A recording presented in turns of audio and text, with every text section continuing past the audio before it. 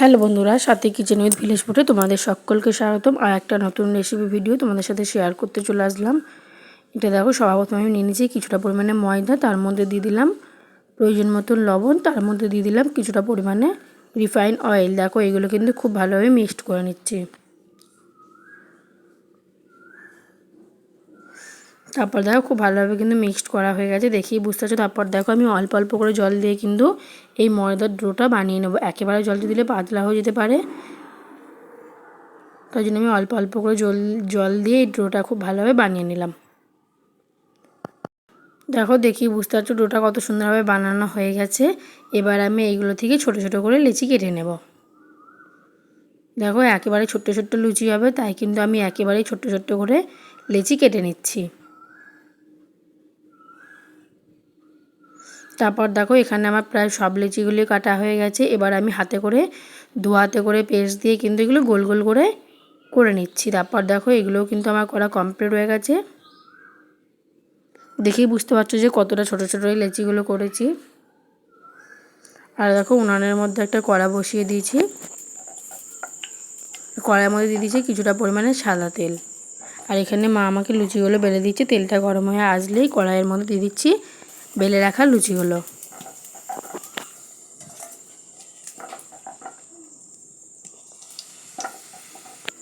দেখো, দেখেই বুঝতে পারছো কিন্তু তেলটা খুব ভালোভাবে হয়েছে বলে লুচিগুলো কিন্তু ফুলছে। এভাবেই কিন্তু আমি সব লুচিগুলো ভেজে নেব।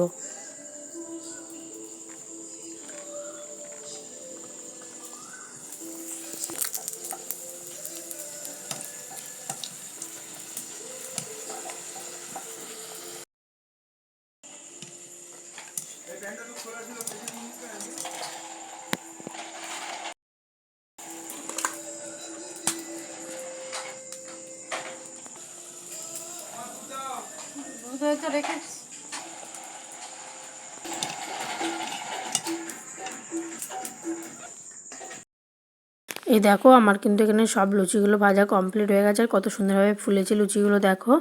তারপর আমি একটা কড়াইয়ের মধ্যে দিয়ে দিলাম কিছুটা পরিমাণে দুধটা দেখো খুব ভালোভাবে কিন্তু জাল দিয়ে ফুটিয়ে নিচ্ছি। তারপর ফুটে আসার পর দিয়ে দেবো প্রয়োজন মতন চিনি। দেখো, তোমরা কিন্তু যে যতটা মিষ্টি খেতে ভালোবাসো ততটা চিনি দেবে। আমি এখানে আমরা যতটা মিষ্টি খেতে ভালোবাসি ততটা পরিমাণে চিনি দিয়ে দিলাম। তারপর দেখো, চিনিগুলো গুলে আসবে। তার মধ্যে দিয়ে দেবো কিন্তু একটা একটা করে লুচি। আর তোমাদের কিন্তু রেসিপিটা বলাই হলো নি, তোমরা তো অনেক কিছু অনেক সময় লুচি খেয়েছো। এই লুচিটা কিন্তু আবার বানিয়ে দেখতে পারো। দুধ লুচি রেসিপিটা কিন্তু একেবারেই নতুন। দেখো, দুধের সঙ্গে কিন্তু আমি খুব ভালোভাবে মিক্সড করে নিলাম।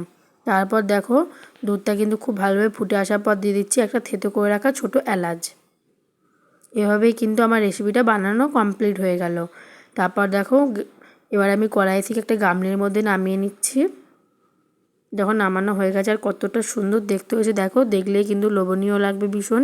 আর তোমরা কিন্তু বাড়িতে এই রেসিপিটা একবার বানিয়ে দেখতে পারো। আর আমার যদি এই ছোট্ট রেসিপি ভিডিওটা তোমাদের ভালো লেগে থাকে, প্লিজ তোমরা সবাই আমাকে সাপোর্ট করো, আমার এই ছোট্ট চ্যানেলটাকে এগিয়ে যাওয়ার জন্য সাপোর্ট করো। তারপর দেখো, আমি টেস্ট করব, তার জন্য কিন্তু একটা বাটির মধ্যে একটা দুধ লুচি তুলে নিলাম। নেওয়ার পর আমি কিন্তু খেয়ে দেখলাম সত্যিই খুব ভালো টেস্ট হয়ে যায়। তোমরাও কিন্তু এই রেসিপিটা আবার বাড়িতে বানিয়ে দেখতে পারো। আমার এই পুরো রেসিপিটা দেখার জন্য তোমাদের সকলকে অসংখ্য ধন্যবাদ।